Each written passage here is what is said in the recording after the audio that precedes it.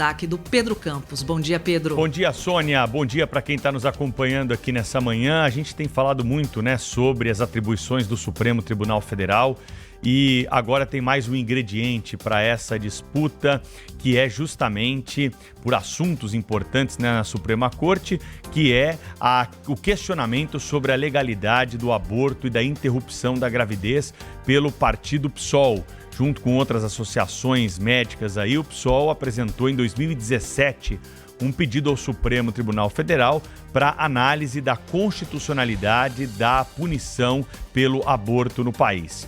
Lembrando aqui, para quem está nos acompanhando, que a própria legislação brasileira e o Código Penal de 1940 trouxeram duas previsões para a autorização do aborto, que no mundo jurídico é chamado de aborto legal.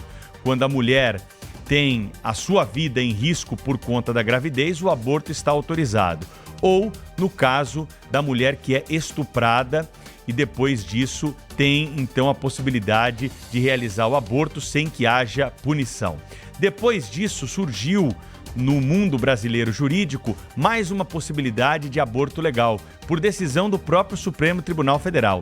Naquela época foi uma discussão mais densa, não rasas como nós temos visto recentemente, absolutamente políticas pela Suprema Corte. Naquela oportunidade, o Supremo introduziu a essas possibilidades de abortos autorizados pela legislação, nesse caso por uma decisão judicial, a retirada do feto anencéfalo também sem punição para o médico e para a mulher que realizam esse procedimento. O que o PSOL quer agora é questionar uma lei que está em vigor há 83 anos no país.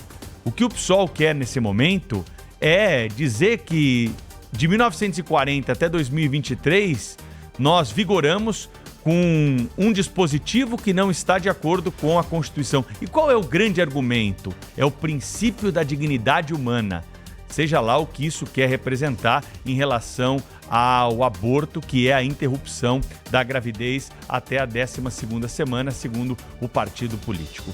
Os partidos políticos descobriram um caminho que dribla o Congresso Nacional para fazer as mudanças que acham que são necessárias, sem a discussão com aqueles que são os representantes do povo. E esse caso do aborto é apenas mais um que está em compasso com aquilo que nós temos assistido de olhos arregalados. O Supremo Tribunal Federal mudando a lei, o Supremo Tribunal Federal não julgando conforme aquilo que está previsto na nossa legislação e acolhendo esse tipo de demanda que deveria ser discutida lá do outro lado da Praça dos Três Poderes no Congresso Nacional. Nada contra querer discutir aí uma extensão do aborto legal. O parlamento está lá para fazer esse tipo de discussão, mas a sociedade brasileira me parece que não quer.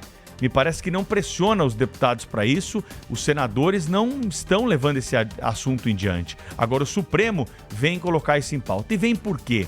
Porque a ministra Rosa Weber vai se aposentar no dia 2 de outubro. E ela quer votar, ela quer deixar as digitais dela nessa decisão. Porque se ela anuncia um julgamento para o plenário virtual e registra rapidamente o seu voto, esse julgamento fica lá já registrado. E o ministro que for suceder não invalida o voto da ministra Rosa Weber, ele não tem a possibilidade de votar. É assim que tem funcionado no Supremo Tribunal Federal. Então, por isso essa celeridade para colocar em pauta alguns assuntos. Ainda que eu acredite que algum ministro vá pedir vista. Nós não vamos ter essa questão do aborto decidida dessa forma, mas pelo menos o voto da ministra Rosa Weber vai ficar lá guardadinho. Foi a mesma estratégia utilizada na descriminalização das drogas. E nesse caso o assunto está avançando e deve ser finalizado aí nas próximas semanas também, Lamentável que o Supremo Tribunal Federal esteja se prestando a esse papel, contrariando tudo aquilo que se espera da Suprema Corte, que é